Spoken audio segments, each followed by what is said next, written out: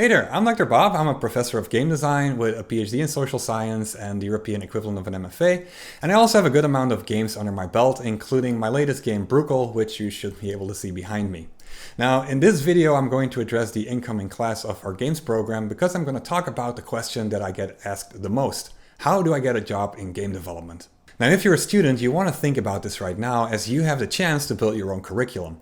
So I'm going to try to help you with that, and I'm going to give you my 5 reasons why you are actually in college from the perspective of your future self that's looking for a job. So the first one is education. You go to a university because you want to educate yourself. You want to become cultivated and cultured. You want to become a person who is capable of critical thought, someone who demonstrates fairness and integrity in their day-to-day choices, love and honor, if you will. And while it is priceless, it is hard to accomplish that entirely on your own, yet companies value it tremendously. They will refer to it as the I or the T profile in case you'll ever hear that, but it's oftentimes not the reason why you get invited to a first interview. On to my second point then, and that's picking up skills in a structured manner. And that's obviously important, and you could hypothetically do it yourself for a lot less money, but most people need some help with that, and universities do provide it. Third, there's the actual degree and the brand that comes with it, as most companies will still use this to prioritize certain applicants over others.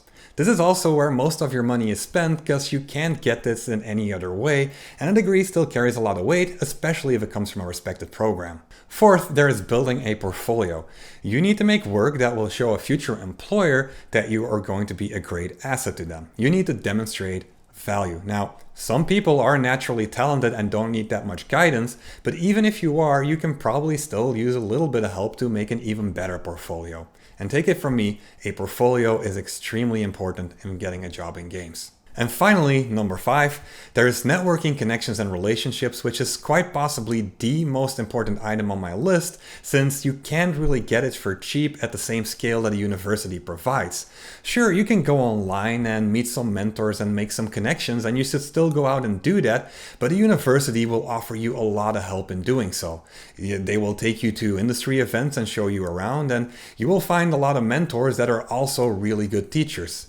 In the end, finding a job is all about who you know, so make those connections. So those are the 5 reasons why your future self went to college, and to help you remember those a little bit better, I decided to turn them into one of those silly acronyms, and to make it a little bit more fun, I decided to go with a sarcastic one. Because if you put skills, portfolio, education, networking, and degree together, you get S.P.E.N.D. But that is intentional, and I want you to be aware of that. Not only are you spending a lot of money to be here, you should also be spending a lot of time and effort in making sure that you get a return on your investment. So at this point, pause the video and ask yourself, what am I doing to make sure that I am going where I want to be? And since we're talking game development, what are you doing to get that job in games? Think S.P.E.N.D.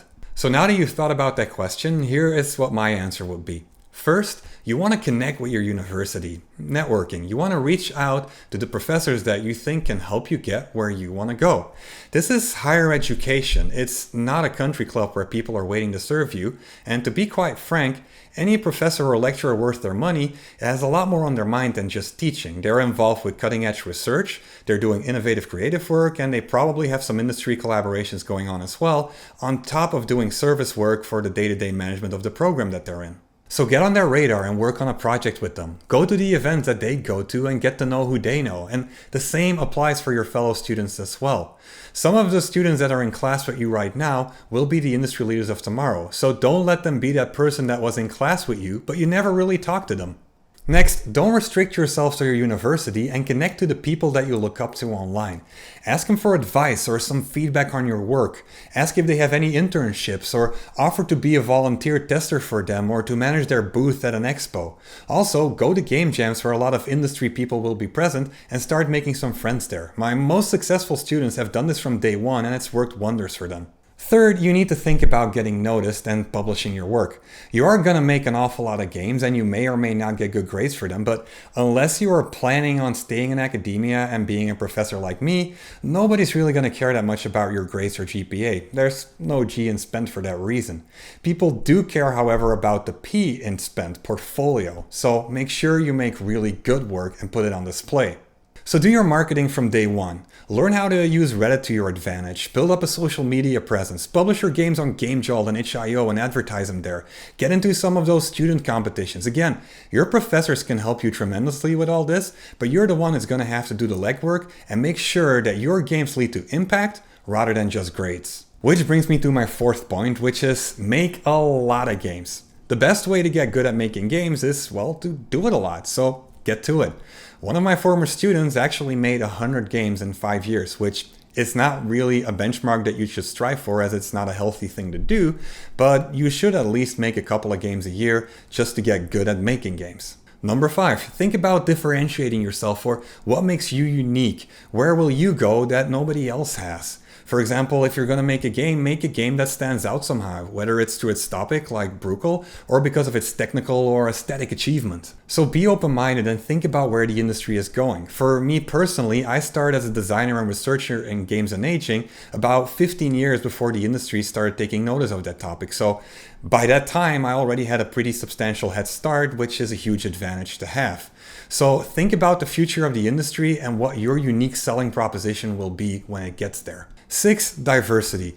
The more diverse the people you are working with are, the better your work will be. There's a ton of research on this topic and the conclusion is always the same. Diversity helps everybody. So get on teams with people that are different from you. Also, if you are a minority or an otherwise underprivileged student, make good use of the diversity initiatives that are out there. There are many special interest groups that offer mentorship as well as other opportunities to help you level the playing field. Again, your professors can help you find them and get you on your way there. And finally, there's number 7, embrace accessibility. In a nutshell, you want your work to be as impactful as possible, so you want everybody to be able to access it. So add as many accessibility features as you possibly can in everything you do. By doing so, you will grow your audience a lot faster, and you'll become a member of what is probably my favorite and also the most supportive community in the entire game industry. And those are my 7 tips to make sure you spend well while at university. Connect to the university and the field, publish a lot of games, differentiate yourself, and embrace diversity and accessibility. And with that out of the way, let's look at my 2 final remarks. First, getting a job in games is not really your end goal here. I started this video with education because that's where the real value of a degree lies. You should prioritize your education because that will stay with you for the rest of your life while a job will not. And it will be education, that more wholesome version of yourself, that will open the door to many other jobs long after your first job has expired. Which segues into my second remark, as there are a lot of ways to work in games without having to work in the AAA industry. You could be an indie developer making smaller, innovative games. You could be an applied game designer who tries to make the world better with the games that they make. For example, games for health, games for change, games for learning, that sort of thing. You could go into games academia like myself and get a research agenda that furthers the field, or make creative games that don't have to be commercially viable. I would say though, it doesn't really matter what direction you choose. My advice is pretty much the same, as long as you make sure that your portfolio reflects where you want to go. For example, if you want to make games that make the world a better place, I'd recommend checking out my class on applied game design, as that will help you get there. If you want to be an indie developer, my advice would be that you start looking in how to market your game, because that's going to be really important. If you want to go AAA though, make sure you become an expert in something and that your portfolio reflects that. So with that in mind, pick your courses carefully, and even go as far as asking your non-game professors if they'd be willing to let you submit a game to some of their assignments. In the end, it's all about being proactive and carving your own path, because you want that path to lead to where you want to go in life.